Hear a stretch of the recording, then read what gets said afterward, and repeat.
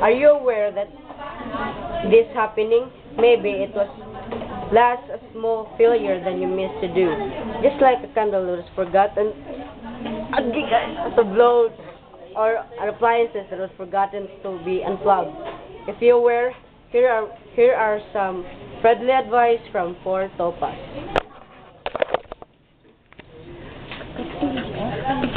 First tip, number 1. Do not let your children play with matches or anything that can cause fire.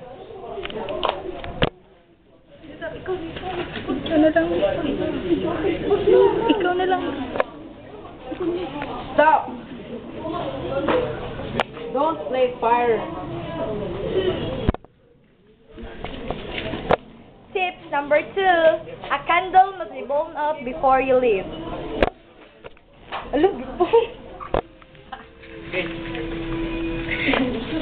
Tips number 3, do not forget to sort off the appliances before you leave.